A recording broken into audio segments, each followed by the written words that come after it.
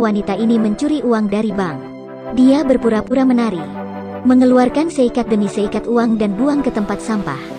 Karena suka mendengarkan lagu dan menari, jadi tidak ada seorang pun di pengawasan yang melihatnya. Seorang petugas kebersihan mengeluarkan kantong sampah dan memasukkannya ke dalam mobil.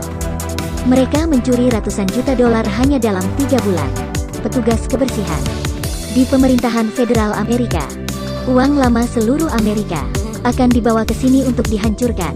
Hari pertama dia bekerja, Bridget melihat uang yang dihancurkan kemudian berpikir, seandainya bisa mengambil uang tersebut.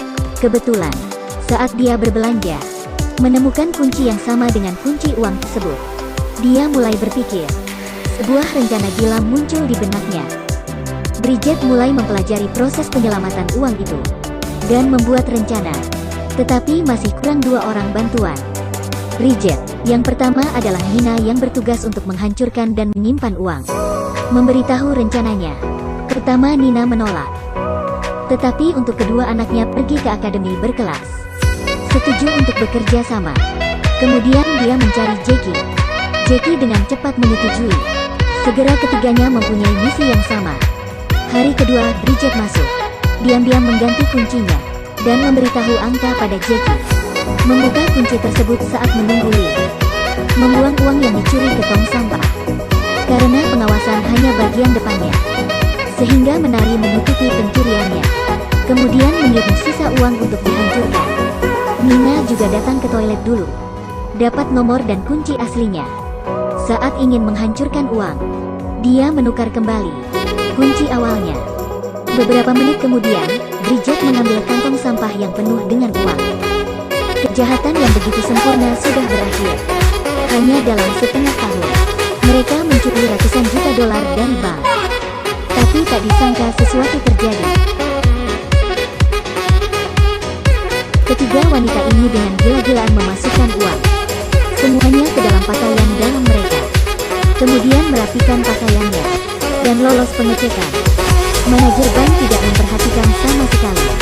Mereka mencuri uang dari bank ke rumah dengan sempurna. Ketiganya kembali ke kediaman mereka dan mulai membagi uangnya.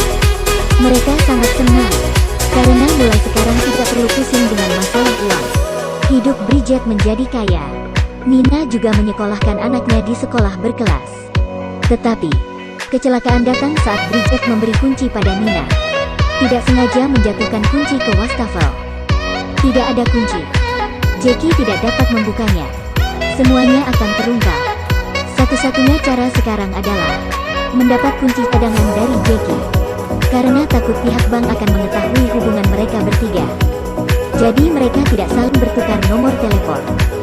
Bridget menelepon suaminya, agar suaminya menelepon pacar Jackie. Pacarnya menghubungi Jackie. Jackie memasukkan kunci cadangan di lift dengan permen karet. Bridget dengan alasan membersihkan lokasi sehingga mendapatkan kunci. Karena Nina tidak ada kunci, hanya bisa menunda. Bridget akhirnya sampai, melemparkan kunci ke Nina tanpa diperhatikan penjaga keamanan. Tetapi Nina terlalu panik saat membuka kunci, tidak mengambil kunci di tali kawat. Semua ini dilihat oleh petugas keamanan. Tumpukan uang yang besar ini. Pria itu mencabik-cabik uangnya dan membuangnya ke toilet. Wanita itu membuang uang ke dalam api, karena terlalu banyak uang mereka. Ternyata penjaga keamanan terus naksir dengan Nina. Tidak berencana untuk melaporkannya.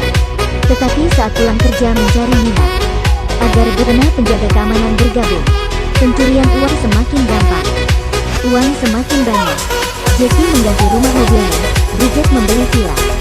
Tetapi seorang tukang kebersihan bagaimana bisa membeli villa? Bridget dengan cepat menjadi sasaran penyelidik bank federal, membuat mereka ketakutan, dan berencana menghancurkan uang ini. Nina membakar uang. Jackie dan pacarnya meletakkan uang di mobil, langsung meledakkan mobil. Tapi sebelum bisa melarikan diri, ditangkap dan dibawa ke pengadilan. Di sisi lain, Nina dan suami Bridget juga ditangkap. Bridget sendiri yang lolos, sisanya tertangkap.